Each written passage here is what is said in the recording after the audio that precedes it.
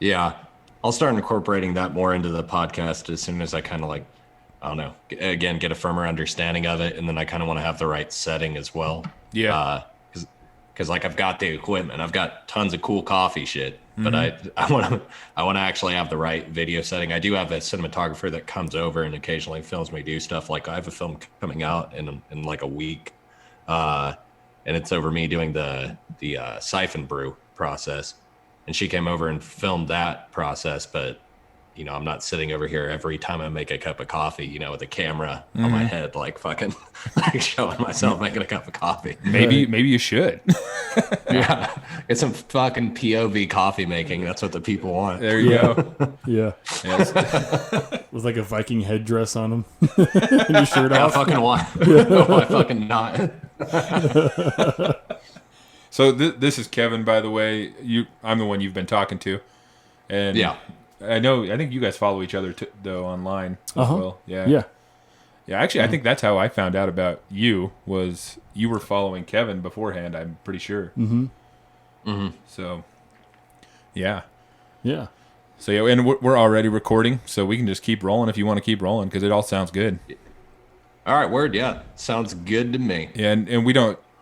It's pretty informal the way we do this. We'll record an intro later on to introduce who you are and all that, so we can just start talking and we'll be good. Yeah. So yeah. So where to start? Coffee is a pretty good place to start. Coffee is a good place to We're start. all drinking coffee right now. We are drinking coffee. When did you get so into coffee? I always have been. I was a barista before I joined the army at a fucking Starbucks when I was like a when I was like an 18-year-old kid, and that's when I started really getting into it. And then when we were deployed, I was always that one dude that always had like an AeroPress or like some crazy fucking bag of coffee that I was always like trying to show to dudes in my squad or platoon, and so when I got out, kind of stuck with me, and I started like getting more into it and brewing coffee, finding out more about roasting processes and single origins and just coffees from all over the world. So, but again, that's only a small part of the podcast that I do. Coffee is like it's a part of the conversation, but it's not the podcast. Mm-hmm. It's in its entirety. And a lot of companies do get confused about that, and they'll hit me up and they'll want me to talk about their coffee or collaborate with them. And I'll be like, maybe you should listen to my podcast before we go out and do that. Yeah. Yeah, I've listened to quite a few episodes of yours now, and it's good. Like I told you through DM was just you with nobody else just going. It works. It's pretty good. I like it. And then I like when you talk about the coffee and stuff too, because I'm a little bit of a coffee nerd as well. Not into it as you are, but I'm a fan of good coffee. So it's kind of cool to hear you break that down too, and it's pretty awesome. Right. Yeah. And again, with my podcast, it's not so much like, oh, it's this really offensive, like, I'm saying awful things. It's nothing like that. It's more so that the subjects I touch are touchy. Like today I did the Capitol riots. I did presidential election. I talked a lot of politics, which isn't every episode. Some of them are just straight up like military humor kind of things, but today was a little more serious. Yeah. And, I've done things like back when the George Floyd incident happened, like a week after that, I was recording an episode on it, Mm-hmm. and so you can imagine how first of all, I have to have my facts straight. I have to thoroughly research what I'm talking about. So that's again where the coffee is a part of the conversation. But then again, I also cover current events, and sometimes those current events aren't always fun.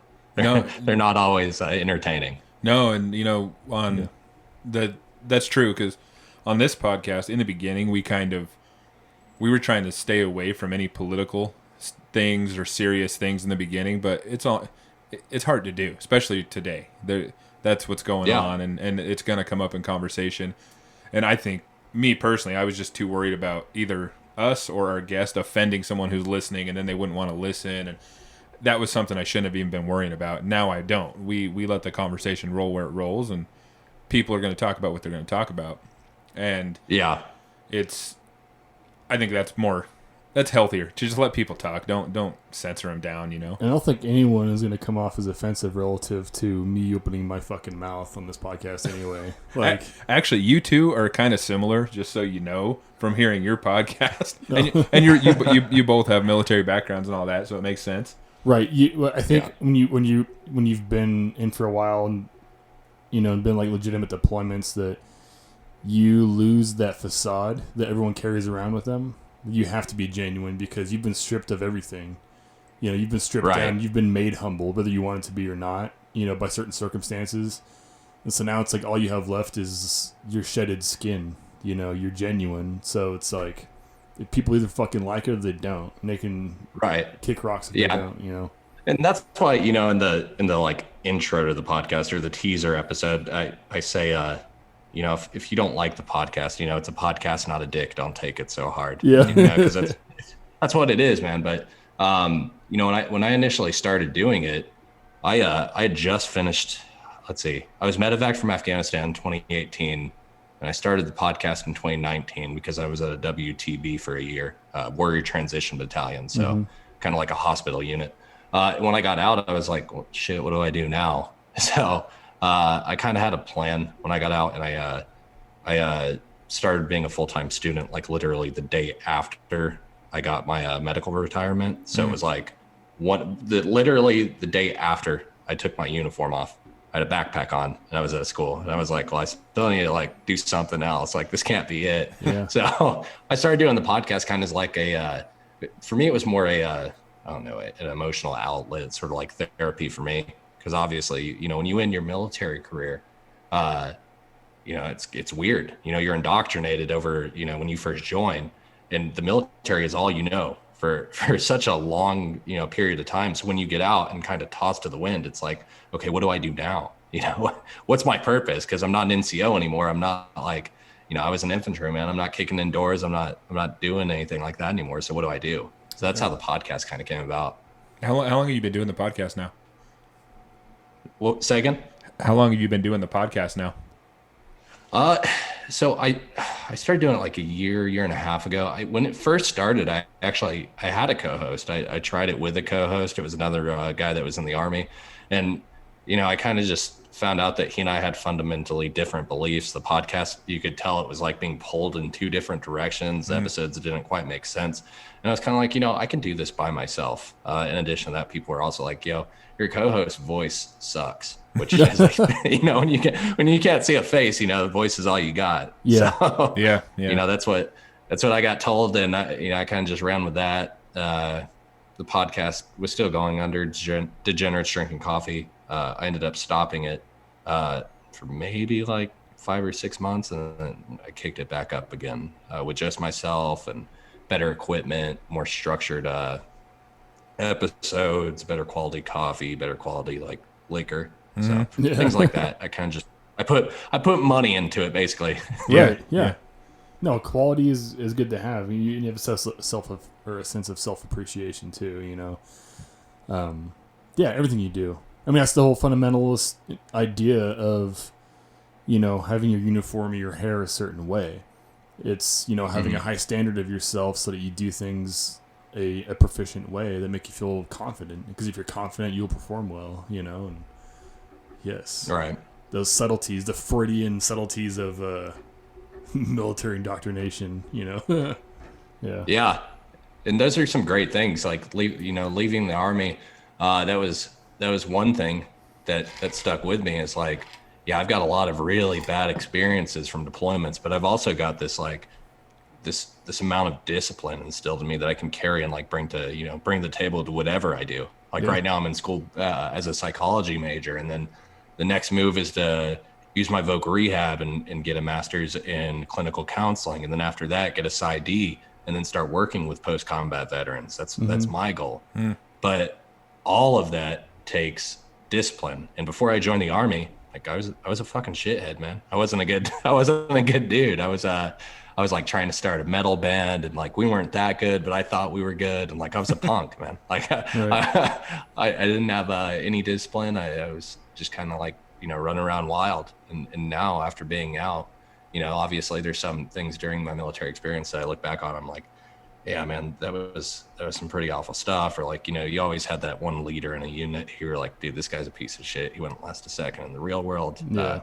So you have those negative experiences, but you still come out of it, I think, a better person. At least I did. I mean, I've got some things that I carried back from, Africa, Iraq, Afghanistan that like have stuck with me, and like I'm in therapy, and like, I go to hospitals pretty regularly to deal with, but I still have, I don't know, that drive, you know what I mean? That no quit kind of mentality of, that this is my option. I can either lay down and give up, or I can like make something of my life. So that's kind of what's going on with the podcast and what I have going on with like my career plan and all that kind of shit. Yeah. And plus the negative, I mean, that's the thing that comes out of suffering, right? When you find purpose and meaning in suffering, right? And suffering, loving others and doing for others, all that. But I found through suffering gave me a drive to not be mediocre. Like there's a difference between, like I've been in Iraq and Afghanistan too, like having shitty deployments versus the guys you see they're like right next to you, like guys I went to sniper school with, right? They're legit guys, but they only served like on Balad or they're on CAF. And they're not the same kind of motherfuckers. They are not ass kickers. They get out and they're mediocre because they didn't suffer. They got fucking Subway every day. You know what I mean? Right. And so, yeah, all those negatives, like you were saying, those negatives are really positives. They on the other side of that coin, there's something to take out of that, and I've had to learn. I've had to learn that. Yeah, it's a hard thing, and I've talked to a lot of buddies about this, but when people get out, they also kind of make the military their only personality. Yeah, that's it. That, and it's strange because when you think about it, some guys only do the bare minimum. They do like the 3 to 4 year contract, but that becomes their personality for the next however long they live, like 70 years. 75 years. Yeah. It's who they are. They're no longer like they're no longer Nick. They're I'm a former fucking NCO that was an infantryman in the army, and that's my only fucking personality. Like, that's what happens to a lot of these guys, and it really does suck because I've seen a lot of really good dudes just get stuck in that mentality of that's who I was, that's the only thing I know anymore, and I'm no longer that. So they lay down and they quit, and that's kind of something I've had to deal with over the past since I got out. There's a lot of my buddies that were in and went on deployments with me, and as they get out, they'll hit me up and they kind of just don't have a clue of like, hey, where do I go in life now? What do I do with myself? Yeah. And then, some of them obviously have to navigate the VA and they need help with that, which is already a task in itself, honestly. Right. I would rather experience like IDF within 25 meters than deal with the VA sometimes. You know what I mean? Yeah. Because it's like the VA in itself is a beast, and a lot of guys don't know how to navigate that and get the help they need. So yeah, and a lot of times to seek help, you have to look inside yourself and see people immediately around you. Like if they're not going to push you to be better, they should be. I don't need someone being like, oh, it's cool, like, you're all right, like, yeah, you should take some time off, you just got out. Like, no, I need someone to be like, hey, motherfucker, I need the father mentality, not the mother nurturing mentality.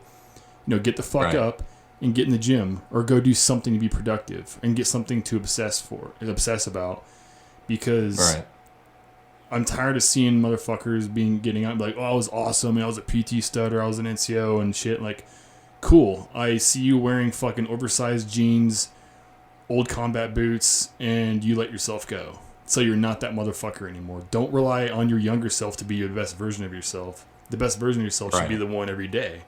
So keep pushing forward and live by that model. Don't just talk about how you used to be cool, Yeah, it's a big thing. Like, not through everybody, but I've seen a lot more than I thought I would, Yeah. Yeah, it's just and I think that applies to more than just the military, guys that get out as well. That's kind of something universal in our society right now. It's like a lot, I'm male specifically. There's kind of been this like, I don't know, this like loss of masculinity, and I see it a lot. It's like being masculine isn't a thing anymore. Chivalry isn't, like I talked about today on my podcast, but chivalry isn't dead because dudes aren't chivalrous anymore, it's because it's not something that, you know, society wants to see anymore. Right. Holding that door open for someone is now kind of, it can be interpreted as offensive, but you know, Yeah. that that masculine sort of average American male, it's not something that's celebrated anymore in society. But on the opposite side of the coin, now here's something that, you know, I will say that kind of goes against that average American masculine male sort of deal. Getting help and, you know, like reaching out when there's a mental health issue, things like that. Like when it comes to like males, fucking crying, anything like up that alleyway, it's kind of like viewed in a negative light. And I see that happen a lot with dudes. It's like, you know, I think there needs to be a balance of both. Like you can still be that like tough fucking dude, but at times like drop that fucking facade and be like, okay, I need to get help, which is what I did when I initially got out of the Army, and it was definitely a difficult thing to do. But yeah, I definitely think that there has been a decline in masculinity. Yeah. And I think masculinity, you know, some traits of proper masculinity are humility and, you know, sense of self-security. Like, it's okay if I can cry in front of people because I am secure with myself, right? It's when guys are insecure and don't believe in themselves that they put the facade on. Oh, I can't cry. You know, I'm going to lift my truck up 6 more inches. It's like, no. Yeah. Wrong fucking answer, because now you're burying shit. You're suppressing the way you're supposed to be feeling, and then someday it's going to bite you in the ass, you know. And it's because they weren't educated on that. Knows that, hey, part of being a man is being able to do these things and still be able to provide for yourself, you know, carry yourself some fucking integrity, you know, and self-respect. Like, we're just not taught that anymore. We're not taught us a lot, 2 podcasts ago with Spencer, like, it's not about character development anymore. It's about attaching yourself to fucking political and sociological issues. You know, like, oh, we should talk about global warming as first graders, not fucking character development anymore. And so we're all lost. We're like, well, we saw on this movie that to be a man, you have to be really buff on steroids, drive a massive truck, and try to fuck women. So, like, cool. Yeah. That's what we think masculinity is, you know, and it's false, you know. I think, too, like, when it comes to like the big jack dude who does have a big truck, you'll find those too that they have an emotional side. They're a man, and they have that look to them too. But they can be emotionally. For looking like a cheeseball motherfucker, Roger, like the guy that was dating JWoww in Jersey Shore. Jersey, cool ass dude, man. Roger was cool. Like, he was a man. Like, yeah, you can look like a total douchebag, but still have the character of a good fucking dude. But I think you're right about, you know, like you said, we've talked about this before, but guys put on a front to show how badass they are, how manly they are, and usually, most of the time, they've got something fucked up. Something's going on. And they're emotionally fucked. They're mentally fucked, usually. And they're putting on this front to show the world, like, I'm a tough guy. Don't fuck with me. Yeah. And, I mean, even some guys' tattoos and stuff, which we all have tattoos. Yeah. But that's armor you put on a little bit, you know. Well, and that's the thing, too, is when you see that guy in public, it's our initial reaction to fight fire with fire. Yeah. Instead of understanding. You see that happening, and you should be like, you know what? Back the fuck off. Don't be aggressive towards him. Maybe he needs a friend. Maybe he feels like he's singled out. Maybe because of the way he looks, someone beat the fuck out of him last time he was down here and now his armor's up, right? Like, and some guys do get tattoos for that reason. You know, neck tattoos. Yeah. Like, I'm soft on the inside, but on the outside, you know, like, cool, man. They get face tattoos and shit, whatever, but, you know. Yeah, it's interesting. But yeah, I think, and we have talked about this, is part of being a quote-unquote man is being able to be emotionally available to anybody, whether it's your wife, your kids, your friends, your family. To me, that's a manly quality, and being able to cry. It's all right to cry. And there's been a stigma, and especially it sounds like in the military veteran community, that you don't show emotion. And I think it's important for people to be able to do that. Because you're bottling shit up inside for so many years, people are going to blow up. Well, my counselor called it, because I told him about my experience, like, not being able to cry when my children were born. And he was like, yeah, it's because it's because you'd seen the white elephant first. You know, going back to the Hannibal, you know, going back way to that war back, when was that? I'm trying to remember what year that was. Anyway, but when you saw the white elephant, it means you've seen war, you've seen combat. Now your amygdala is fucked up, and now your your brain has shut off those parts associated more with empathy and love, because you don't need those to survive.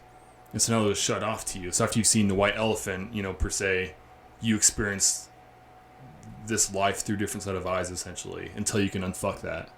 And it's so some of it's more subconscious than it is conscious. Like, I gotta be a man. Some of that's just shut off, and you're kind of helpless to it, to your own fucking brain. It sucks. Right. Yeah, there is a definitely a negative stigma for it, though, and like I said, especially with men reaching out for help, and this isn't just the military; it extends out in the civilian world. But when I was in the military, going to after Iraq was the first time I went to behavioral health, which is like therapy in the military, and I remember everyone in my unit just looked at me like, this piece of shit, this piece of shit, how dare he go and get fucking help. Because I was having panic attacks for the first time, and that was after getting back from Iraq, and I, couldn't explain them. It was a very weird feeling. Anyone who's had a panic attack knows it's like everything seems to be like it's a claustrophobic feeling. Your heart rate goes up. You lose minor muscle movements. It's a very scary feeling. So when I started experiencing those and reached out to get help, I noticed, dude, my NCOs are looking at me like I'm a piece of shit. The dudes in my unit are looking at me like I'm a piece of shit. It was a really hard thing to, work through. And they, that kind of a negative stigma that went with it, and the way that people viewed me for going to counseling, it made things a lot worse than they were. But I got through them because I had to. I was becoming an NCO at the time. I think I just picked up my corporal stripes, and I was becoming an E5, a sergeant. So, I was moving up, so I had to get through it. And I eventually did. And then I went to Afghanistan, and then, that's when I experienced my first real bout with the actual major battle. We had an insider attack when I was in Afghanistan. Long story short, yeah, people died, people got wounded. And, that was kind of like a culminating point for me. I had a seizure. I dropped. I had to get medevac from. We were embedded with an Afghan unit. I got medevac back to CAF, and when I was in CAF, people were kind of looking at me like, dude, what is wrong with this guy? And I told my leaders hey man, we're embedded with an Afghan unit, and I'm in charge of a PST or a personal security detachment team. So I don't really have the option of being out there when I'm not mentally 100%. I need to be here and be getting help. And again, kind of experience that negative sort of viewpoint. The same thing I experienced after Iraq. People looked at me like, dude, this guy, are you serious? This guy needs help. This guy really needs help. You gotta be kidding me, Right. And it continued that way. It's all the way back. Yeah. There's just the hyper masculine environment, so anything that strays away from that it's deviant in some way, Right. But in a way, it does make sense though, because in that kind of line of work, you have to be mentally 100%. You can't go on mission if you're not 100% there, and that's something I had to recognize and tell, the leaders that were above me, hey man, I'm not 100% mentally there. I remember before I deployed, and this is something you probably shouldn't do, but I told the families of the kids that were under me, hey, your sons are going to be all right. They're coming back. There's nothing going on. They're going to be 100% fine. I promise you, I'm not going to let anything bad happen to them, So after that insider attack and that episode I had, I was like, shit, man, I can't just continue to act like I'm fine and then endanger these guys and go back on the word that I gave to their parents. That'd be fucked up. I can't do that. So admitting that I needed help was a huge deal at the time. And it's something I had to work through. And again, I spent a year in I went through intensive outpatient therapy. I was in inpatient for a while. It was a really big deal. And I'm still going through, bi-weekly treatment, therapy, psychiatrist, all that, just kind of working through my issues. But, that recognition that it's okay to say you need help, it is a really hard thing to do. It's just it's something I kind of bring up on the podcast a lot. I drop it in there a lot, but one of my biggest things, one of my biggest purposes for doing the podcast now, because remember before it was more an emotional, like mental outlet for me. Now it's kind of like I'm reaching out to other people that feel like they need help, and letting them know, like, hey man, it's cool. You can talk, you can let it out, because and I openly invite people to message me. I can't be the person to maybe help them through their issues. I'm not qualified for that, but I'm still like, someone that can talk to them and, be somewhere on the same page that they are and help them get through their shit. Yeah. I think that's important for people to see a guy like you or like Kevin or anybody that can admit they've had some issues. They're trying to work through those fucking issues, and it's okay. And so there might be somebody out there that's listening to your podcast that they're going through some shit and they were in the same place you were in, and they feel like it's not okay to get help. But if they hear you talk about that, or if they hear us talk about that on here, we've talked about it multiple times because Kevin's in therapy and stuff as well. Hopefully they hear that and it gives them the juice to go and go get help if they need it and not feel like it's the wrong thing to do, Right. Yeah, that's the most gratifying thing about it. Like, that's from day one. I said the second this podcast continues to stop helping people, I'm done with it. Mm-hmm. That's how I view my podcast now. Is it's not about me anymore. It's about the people listening, because I have people that hit me up. I have people that say like, hey, I was in the same area at one point and I went through a similar situation. Shit like that, happens more regularly than I thought it would. That the armies and the military in general is just a small, it's big, but it's a small family. You run into like really weird situations like that. Like the area I was in was really small. A lot of people don't deploy there because it's not a base. You get embedded with an Afghan unit. That's where I was, and I've talked to a lot of people that somehow ended up in that place, and they lost dudes there, and they've reached out and messaged me, and it is again. I don't think I necessarily have any sort of a religious belief, but it is something that I do view as like I don't know. It's very I don't know, uncommon, or it's very almost meant to be that these certain people somehow find my podcast and then listen to my story and then reach out to me. Yeah. Like, what are the odds? Mm-hmm. No, yeah. I'm going to school right now too at Boise State, and I meet veterans all the time there. And I've met one guy I met one time. He's like talking about it, and I was like, "Oh yeah, dude, I was, Horn of Panjway, dude, like at Coptulicon." He's like, I know where the fuck that was, dude. Like, how the hell do you know where that was?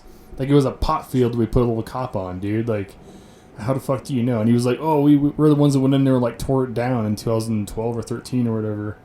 I was like, Jesus Christ, that's a small world. And there's a student at BSU, like, yeah, you're right. It's like the synchronicity, things line up and you meet certain people. Like, out of 325 million people in the U.S., you happen to just run into someone who's like in the same place you were. It's crazy. It does. It blows my mind every day. I mean, that kind of shit also happened when I was in the military too. I would be in like random combat zones and I'd run into people that were like I never thought I would see again. Like, what was funny is I ran into every single one of my drill sergeants from basic training, but in different combat zones. And then 3 of them I met as an NCO myself, so that was an even bigger, like, what the fuck moment. Because they remembered me. I was a piece of shit before I joined the Army. So it was a lot of I'm really sorry to those guys that had to like indoctrinate me, because that was when basic was still fun, and you'd get swung on or you get the dog shit smoked out of you. So yeah, they I spent a majority of my time pushing and throwing up, but it was great. It was great because I turned out better for it. And when I got to my first unit, I did. This was another thing. I deployed 3 weeks after graduating basic training. I showed up to the 1st Infantry Division 3 weeks after graduating basic, and my unit leadership was like, "Hey man, yeah, we're deploying in like 3 weeks. So just, I wouldn't unpack. You need to go to like RFI and get your shit. Yeah. I was like, this is awesome. And, yeah, my team leaders had a handful with me, but Yeah. looking back on it, I'm best friends with them now, but they would fuck me up. I'm talking like, it didn't matter that we were in Africa, man. Like they'd find a shack or something and just haze the shit out of me. And it was great. It was wonderful. Not at the time. It was awful at the time. Yeah. But looking back on it now, it's like, man, I am so glad that dude, you know, trained me the way he did. Because again, that does add to the mental toughness factor, you know. If I wouldn't have had to have experienced shit like that, then I probably would be I don't want to say softer, but definitely a less mentally tough human being. Yeah. No, I liked it. I had, I think, maybe 3.5 months after I got out of basic before I deployed, like in 2008 to Iraq. And those 3 months were fucking awful. They were awful. And it got so much better as soon as he deployed. It was like, all right, he's fucking squared away. He's doing his job. We're like giving him more slack. Like, but those 3 months, you're just the fucking dumb private, dude, and you're just getting fucked up. Like, you're elevating your feet off of other people's faces. Like, whatever. Just anything they can find to put your fucking feet on to do push-ups. Like, that sucked. Like, doing fucking, unloading packing lists, but on top of, like, what was it, like, I can't remember the hill, like, Chena Ridge or something. I can't remember. Or Chena Hill, like, on post. It's like, yeah, take all of your fucking shit, run up this motherfucking hill with it. We're going to do a packing list on there. If anything's fucked up, we're running back down, running back up again. Like, god damn, dude, this sucks. Like, it builds character for sure, but I just remember deploying and being like, oh, this is so much better. Like, yeah, to be deployed. I got lucky, man. That unit I showed up to right after basic, it shut down the second we got back. So that was 4th Brigade at 1st ID. I was in a unit called 216. And we shut down literally right after getting back. So at this point, I'm a PFC with a deployment patch that's going to, at that point, I went to the 101st Airborne Division. Fucking showed up there as a PFC with a deployment patch, and everyone already looked at me like, who's this piece of shit? Because it looked like I got demoted, you know, at some point. Mm-hmm. So I'm showing up to this new unit of PFC with a deployment patch and in air assault school immediately, because you go there like right after arriving. Mm-hmm. Your unit just fucking sends you there. And that was the first thing my first sergeant and platoon sergeant said to me. Like, they had me fucking stand there like, what the fuck did you do? Like, dude, like, you got to be a piece of shit. Like, what did you do, dog? And I was like, nothing. My unit just shut down. And then shortly after that, we went to Iraq. So it was like, bam, another deployment. Like, it was awesome. And then I got back, and then I found out there was another unit going to Afghanistan. And I was like, all right, well, now I'm actually coming up on a re-enlistment window. So I went and did that. And then the second I got to the new unit, it was like a 2-week period. And then bam, I was in Afghanistan. So it was like back-to-back deployments, because I did find out that I hated fucking garrison. I hated being stateside in the Army. It was the worst. So any opportunity I could get to deploy, I was like, fucking, I don't care where we're going, bro. Send me. I would rather, you know, be shitting in bags and, you know, sleeping in some shitty ass fucking structure than being back here and doing training exercises over and over again. Yeah. Yeah. Oh, for sure. How long were you in the Army? I was only in for 6 years. And in that 6-year period, I deployed 3 times. So that was a deployment every like year and a half. So it worked out, I guess. In a way it did. Like I said, that last deployment was that was kind of the big one. That's when shit stopped being fun, you know. Mm-hmm. That was a really rough one, and where I ended up was with a new unit that, you know, the Army had just recently stood up, and, you know, I kind of noticed the second we got in country, like, dude, these guys they don't know their shit. They're not qualified for this mission. I don't know why we're doing this.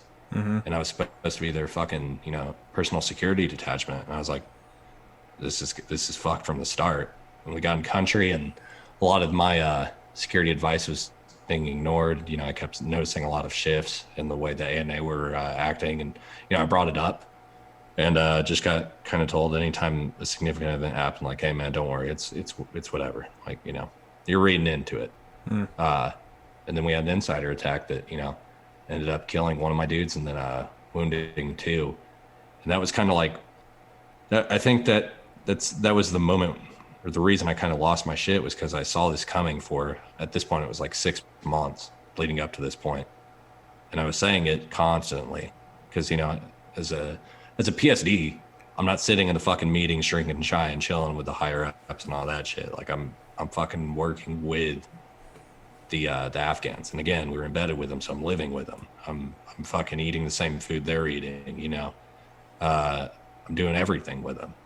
So when that moment kind of happened, I think that's what kind of made it so much more devastating, was the fact that in my mind, and still today, I think it was so preventable because I kept bringing up the security advice over and over again. It was kind of just ignored.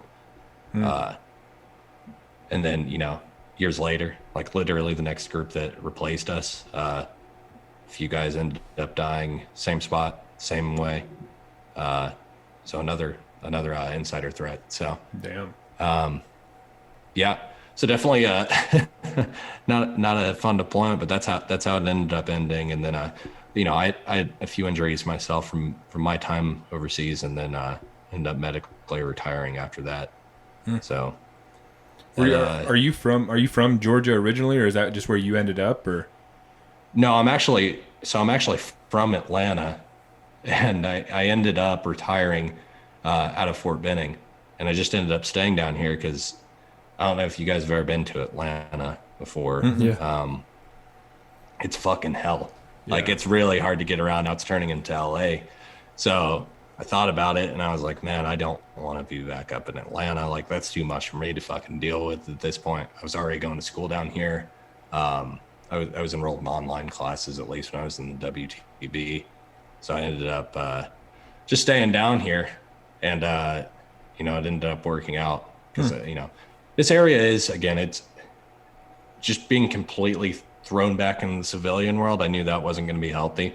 So, still having, the military base nearby is actually pretty convenient, and it is kind of therapeutic in a way, because a lot of the people that I am friends with down here are, dudes I actually served with that are here going to schools, or they're fucking, doing their drill sergeant time, or, they're doing shit like that. So I get to run into my old buddies and talk to them, I just have a beard and they don't. So, Right. yeah, I think that's important to, whether it's getting out of the military or just in life in general, to have people you can fall back on, or people you can see, or people you can talk to. And that's kind of cool. You stayed in that area where you can see guys that have been through some of maybe the same shit you've been through, and you can relate with. Because like you said, getting thrown back into the civilian world in your hometown probably would have fucked you up a little bit, I would imagine. Oh, yeah. And so having those guys especially around is Atlanta. probably nice. I know. Yeah, Atlanta's too much. Kevin ended up coming back to his hometown. I don't know how long after you got out. Dude, I came back before I even ETS, dude. I had like 60 days plus, so they paid me for some of my, as much leave as they could. That took 60 days terminal. And so I ETS'd, I don't fucking remember. I was in 5 years. So it was like January 2013. Yeah. But yeah, I couldn't imagine going back to a big city like Atlanta. That'd be nuts. Like, I went there once because I don't remember if it was like, it was sniper school or ranger school. Anyway, I was coming back home, and we got really fucked up and went to a strip club, and then we missed our alarm, and then we were so drunk when we got to the airport, we were like, we gotta eat, and then because we ate like right next to the terminal we were getting on, we missed our flight. So we had to we had to drunk call some shuttle and took the shuttle to Atlanta, and then we're like walking around trying to figure out where the fuck we're going, dude. And we somehow made the connecting flight, because our flight was going from Columbus to Atlanta, luckily, before we went back to Alaska. Or Seattle, then Alaska. And so we somehow made that fucking flight in Atlanta, dude. I don't know how. We were still drunk when we got there. I don't even remember the van ride. But I just remember it was nuts going through Atlanta, Yeah, it's bad. And another reason that I didn't go back is, I talked about panic attacks before. I have them pretty regularly now.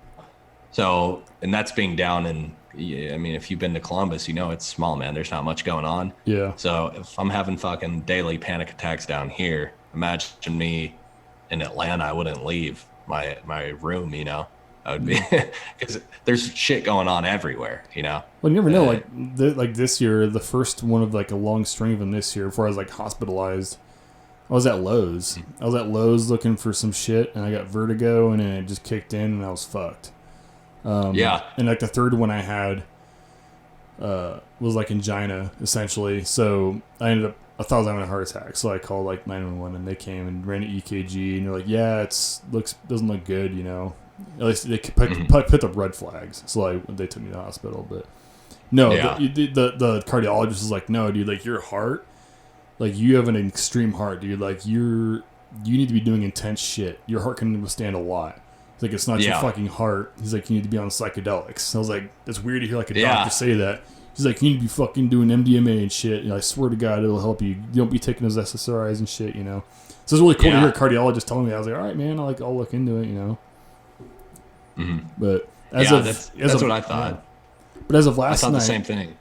As of last night, I have a bunch of joints. I've got CBD, CBG, and then I've got a bunch of like whatever they call it, flower buds. It's like essentially weed. It's all CBD and CBG stuff. Yeah, you don't have the real weed. We live in Idaho. That shit's illegal. Right.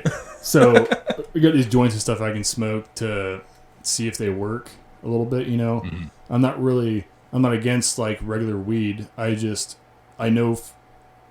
it's indica maybe, or I don't remember which ones they are, but one of them, the one that picks you up, just puts me straight into a panic attack. So I'm terrified of smoking sativas. weed. Yeah, sativa. Yeah. Okay. Yeah. Yeah. I hear you, man. That's what I thought too. I had to go to a cardiologist, and they did find something going on with my heart, but they were like, "Yeah, this isn't like you're not having heart attacks when you're having these panic attacks. It's a fucking panic attack." And I was like, "Yeah, cool. Like that's good to know. My heart's not fucking failing. Like, but that still kind of sucks." And I thought the same thing. It's ironic you said the psychedelic thing, because that was like the advice I got from people was like, you just need to go on a mushroom trip, you know? Yeah. And you know, and I agree. I think I actually did an episode on psychedelics, and that, I mean, they have some really positive results, especially for guys that, you know, are doing their startups, entrepreneurs that don't know what direction they're going in, post-combat veterans, things like that. They always come out of these trips, you know, a little bit better, you know, with a little clearer direction of where they're going. With the CBD stuff as well, I had a company in San Diego. They're another veteran-owned company. They're called Wind and Sea. They sent me out. I think they're all Marines. I think they're all they might be Force Recon guys. Anyway, they sent me some of their coffee, and it's CBD infused coffee beans. So I was like, fuck yeah, like let's go. You know, so I started drinking some of that. And CBD definitely is one of those things that it's more, I think, a long-term thing. Like you need to regularly take that like any other supplement. But yeah, there's trips, however, no, those are like when you take them, that affects your fucking mental state for the next however long. You know, that's one thing I've talked about before, especially about hallucinogenics, is like, you know, sometimes that bad trip, which is what a lot of people with, you know, trauma experience, sometimes that bad trip is what they need, because it does bring a lot of that bullshit that's kind of like buried down and brings it up into the light, and they can kind of look at it and be like, oh fuck, like, you know, that is something I need to work with, and they have a clearer direction of what to do and you know, how to deal with it. So yeah, and sometimes you don't realize what it is you've suppressed. You just know, like, I'm drinking every night because something's not right. And sometimes, yeah, it might give you the answer. It just pops up and it terrifies you, and you're like, "Oh, that's what I wasn't dealing with." I gotta unpack some bullshit you've been hiding deep down. Oh fuck, man, yeah. And that's like what my panic attacks did for me. I was like, man, something's not right. You know, like, you know, just I've suppressed too much stuff for too long, and it's just all coming back up, and it's just eating my fucking soul. You know. Yeah, that's something. Yeah. I didn't know. I never had experience with panic attacks or anxiety my whole life. I was fine. I mean, and I haven't had traumatic experiences. And then dealing with it with my friends like Kevin, or my wife who has anxiety stuff happen. I've kind of I understand it a little more. And I mean, there was times where Kevin would have one, and like one night I went and picked him up from the VA, and like I don't know what the fuck's going on, but it's like I'm just gonna be there for my friend. I don't know what he's going through. My wife, kind of same thing. She's had some panic attacks and anxiety and stuff like that. She's pretty leveled out now. She's doing really well. But I never dealt with it. I had talked about this on a previous episode, and maybe I'm just a bitch, but when the whole COVID thing started, I was so anxious about what was going to happen. I think a lot of people were, because we didn't know. But I started to get this anxiety I'd never had, ever. And I started having these little mini panic attacks, and I didn't know what was happening. Same thing, heart fluttering, and I'm like, oh, fuck. And I'm overweight, so I'm like, shit, I'm having a heart attack or whatever. And I think it was Kevin that explained to me, dude, you're having a panic attack is what that is. And I didn't realize that's what it was. And they were never severe, like never crippling or anything, but I would just randomly get them, only for like a month or two. I would get them, and that hasn't happened in months. I don't know what it was about it. Maybe it was just too much going on in my head. I don't know, but they're not fun. I still think you did good at managing it, because considering the amount of people that during this COVID shutdown got put on SSRIs and Xanax and other shit, that you didn't have to do that, it still shows like that you're pretty good at coping. Well, like I said, it wasn't very severe, and maybe I was being a little bit of... No. I don't know, but it was... Like, I remember that one day I texted Kevin, I was at work, and I drive for a living, and I'm driving a semi down the road, and a little panic attack hit me. And I don't know what triggered it, I don't know where it came from, and it lasted for maybe an hour or something, and I was texting Kevin, like, dude, I just had a fucking panic attack at work, and I think you kind of... you're like, just breathe, whatever. And but I haven't had any problems in months now, so I don't know what that was about. But it makes me feel even more for people who have severe anxiety or panic attacks, because that shit's not fun. Yeah, and I mean, it does go to show as well. Humans are social creatures, so when you put them in a situation like this, where whole country's locked down, you're gonna be fucking isolated. You need to fucking stay in your room and not go out. Over a long period of time, I mean, that just goes to show, that causes a lot of really severe mental issues. People end up experiencing, that's like, think about like, seasonal depression. That's just a season. People get fucking depression from that. Now imagine fucking, it's been a year, and you're telling everyone like, okay, you need to isolate in your own home. It's no surprise that people start, developing things like, generalized anxiety disorder and things like that, because it's, again, humans are social. We're meant to interact with others. And when we don't, it's when, a lot of these issues begin to start. And that's kind of what happened with me when I got out. I was a really social guy. I was always out at the bars with the boys, fucking partying, going, traveling, shit like that. Now, and I think this is also just because of the lockdown, but I've had to get prescribed Klonopin, and take that throughout the fucking day as well, because again, when panic attacks get severe enough, it can actually have some severe effects on you. So now I have to take Klonopin to fucking dull me down and kind of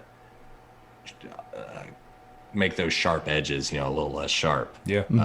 So to speak. Yeah, totally. So what's it like there in Georgia with like all the COVID stuff, or are you guys like hardcore lockdown, or how is it over there? It depends. I mean, like Columbus, man, like by Fort Benning, it's fucking there's not there was like a mandate, and people just kind of fucking ignored it and said, I'm not doing that, because again, it's still like it's south enough to where people are like, no, I'm not fucking doing that. Businesses straight up put up on their doors like, we refuse to comply with these fucking orders. I was still going out to eat and shit. I'm still like buying from these small businesses that kept their doors open and shit. But you go up an hour and a half north to fucking Atlanta, and it's a fucking like, it's a complete different fucking show. It's like, it's a ghost town, and the people you do see are fucking, they're masked up, fucking gloved out, fucking wearing goggles and face shields and shit. So it's fucking different. And not to get like fucking political with it, but Columbus is fucking blue Atlanta's blue and Savannah's blue, and then the rest of the state was red. It's not anymore, actually. Yeah. But that's how it traditionally was. So it's kind of like, this little trifecta, So it made sense that, when these mandates and compliance orders came out that, Atlanta complied, and people in other areas didn't. So, but no, I wouldn't say it's like I'm looking out my window now and people are out on walks, going on runs. There's a restaurant underneath me. People are going to eat at the restaurant. So it's pretty normal. Not much has changed. Yeah, they've kept, like, restaurants and stuff are open here. They've been open the whole time. They did have, like, capacity limits and mask mandates and all that stuff. And all these businesses, man, they're just doing what they can to survive. They're saying, wear the mask if you're going to come in because we want to stay open. And there's some places that weren't so lucky, they either went out of business or are going to go out of business, which is sad. And like they closed down gyms and stuff like that here. They're open now. Right. And I know some people who are gym owners who said, even if they say we have to shut down again, we're not shutting down. We can't. We won't be here anymore if we have to do that.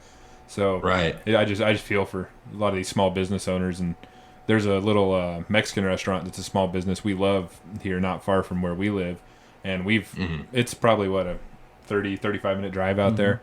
And we'll go drive to pick up food from them. We just want to support them, and and they're following like every rule you're supposed to follow. And it's kind of funny because the town that they're in, the further you get out away from Boise, the further west you go, the less it seems like people care.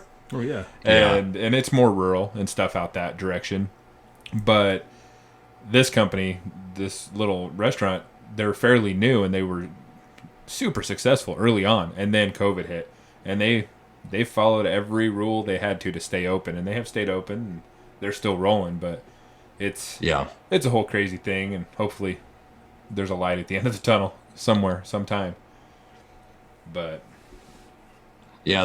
that's why I kind of saw the direction everything was going in last year, and that's why I decided with my company what I was going to do is start things that are mainly online. Like the podcast isn't the only thing I do. I've got like a car page. I've got a military like guns and fucking, shooting page. I've got, a game stream, things that you can all do at home and just look at your fucking phone, Yeah. And, e-commerce as well, branching out into that. I started my LLC and that's what I've been working on. And it has significantly improved over this year again, because it's not something you have to go out and fucking like you're not getting something like tangible, you're not getting an object from me unless you go to the store and like buy a shirt or a fucking coffee mug or something, but again, you can do that from your home, and that's kind of the direction I saw things going in. So that's why I started doing things like that. But it is no surprise that, once you shut down business, that business begins to fail and the economy begins to crash. That's something I brought up in the last episode I did, was the $600 check thing. It's like, it's again, it is your tax dollars, you're getting your tax money back. But, at the same time, what's the reason for it? We openly, the majority of America is openly saying, close our fucking doors. Let's go. Let's do this. Let's fucking, stop the fucking, let's flatten the curve. Let's fucking shut our doors. Let's do it. And, there's repercussions for that. You can't expect business to stop and then there be no consequences for it. They're going to shut down. And that's, what I think a lot of people are starting to realize now is, oh, wait, you mean businesses have to stay open for the economy to continue to grow and for me to continue to make a buck? That's wild. And I get the people wanting to, like you said, flatten the curve and all that stuff, and wanting to do the right thing, whatever the right thing might be. But if businesses aren't running, then they're not going to be there anymore. And there's got to be a different way. And I am not a smart enough man to figure that way out, but there's got to be a way, whether it's testing people before they come in your business or whatever they have to do. There's got to be something. Right. And I think what you've done is pretty smart, doing it online, and because online shopping has gone up That's a big amount. Yeah, I actually just started doing my grocery shopping online as well. I think there's a lot of people that had, like, I know my parents, they're a little older. They had never bought anything groceries online. Well, they've been doing that this whole time, and they'll probably never stop doing it now. Yeah, because they know how easy it is. We do that at our house. Groceries show up to the front door, and or you order them and you can go pick them up as well. But I hate when people say the whole new normal thing, but there is going to be some changes, and it's a lot of it we're just going to have to get used to. And I think like office spaces and stuff, that's going to be a thing of the past for a lot of businesses, I think, because everybody can sit like we are right now and have a meaningful conversation and get work done, Yep. Yeah. But yeah, I just did a semester. It was the last semester. It was pretty much completely online. I only had one class that I showed up to, and it was only once a week. The rest of the week was online. I guess the once a week in person thing was just like to make sure you're like actually. I don't know what it was for. Yeah. Everything was online, and it's fucking weird because first of all, like some of these classes, like I wanted to do in person. Like I was supposed to be like curating skeletons and like studying fucking brains, shit like that. So I was like, I need to be in person for this. I need to actually look at some of these things because they apply directly to the field that I'm going into. But it didn't work out that way. And I was Zoom meeting for every class. Yeah, Kevin, similar thing with him. Yeah, I didn't have anything there. Yeah, it was all online. This semester starts tomorrow. They have one class that still says it's in person, which is interesting. That might change. Yeah, so I have relativity, that's online. Digital and analog electronics, that's online. But my physics optics, that says it's in person, and it's labs in person too. So that'll be interesting to go to campus and see how that's all working. Well, and the way shit changes so quickly, that could change by tomorrow, Yeah, right. They might just say, fuck it, stay home. It's insane. I know, like, I have two kids, and my older son, we decided before school even started, he was going to do it online 100%. He has a hard time with change. He likes a steady thing in his life, so we just said, let's do online because we don't want you going back and forth. And then my youngest son, he's in kindergarten, and he's full-time in school. He goes to the school still. They haven't had any issues, no cases that we have heard of. And all the kids, man, they're wearing their masks. The teachers have their little face shields on, and they're just doing whatever they can. And it's you got to do what you got to do. But I'm glad he's in school because at that young of an age, I really think it's important to have the social aspect and learn how other people do things in person. Because when I was 5-6 years old, you couldn't have sat me in front of a computer all day. No fucking way. I don't even like to do it now. No. And so I think it's important for kids to be in school, but like my older son, he's excelled online, so it's been good for him. But yeah, little one, he's full time going to the school, and they make it work. Yeah. Yeah, well, I guess we can wrap this up. I know Kevin's got some shit to do to get ready for school, so yeah. But yeah, dude, we appreciate you coming and talking to us. This was cool. Where can people find everything you do? So I don't know if you guys use Anchor. Anchor is my host. That's where I do my RSS. But Anchor.fm / Degenerates Drinking Coffee has a lot of platforms. The Instagram is Degenerate Drinking Coffee. You can look up Facebook at Degenerates Drinking Coffee, or go to the website, and that has all the links for all the projects I do, and that's degeneratesLTD.com. That's where everything is, man. And I've got, online store, podcast page on the Instagram, and, all these other places. So we're on Spotify, Google Podcasts, pretty much all of them. Not iTunes, though. iTunes doesn't seem to like me. Oh, so, really? They really do not like me, man. I remember it got taken off, and again, the podcast doesn't say anything too crazy. Like, I'm not fucking saying anything too insane. You guys have heard it, but I'm sure there's worse shit that's on there, I would imagine. Yeah. iTunes fucking canceled me, so they don't like me too much. So don't go to iTunes looking for Degenerates Drinking Coffee, because you will not find me there. Yeah. Wow. And you sell merch and stuff as well, right, on your website? Yeah, degeneratesLTD.com, and 10% of those proceeds go to the PTSD Foundation of America. Obviously, the rest of the money gets cycled into making new products. Not like I'm not lining my pockets with this shit. Because again, the whole point of my project is uh, it does help me, and it's in my opinion, a healthy outlet, and that's why I create so many different forms of content creation. It's a healthy outlet for people to just whatever appeals to them: cars, fucking guns, podcasts, game streams, something they can go and just check out. And if they're feeling down, fucking hang out with the boys. Because everyone that works in my company is a combat veteran. And they run these things. Like, I'm not run the podcast while I'm streaming and running the car page like that. That's too much. So I have veterans running these pages as well. Cool. Yeah, that's something I mentioned to you when we were talking to each other online. It's the merch thing. We kind of wanted to do something like that. I'd like to sell some merch for this podcast to kind of help it continue to go. So that's cool. I want to talk to you more about that. We'll talk through our DMs about that, because I might need some pointers, because I don't know what the fuck I'm doing. That's kind of like the story of this podcast, is we don't know what the fuck we're doing, but we're just trying to figure it out as we go. So yeah, and I'd love to help with that. And I listen to my dad, as I think all people should. Like, when your dad gives you some advice, like, probably take it. He's been around for a while. My dad, when I asked him about, like, hey, should I start doing merch? He started a few businesses in his day, and he was like, well, the first thing you need to think about is, like, do you have the content?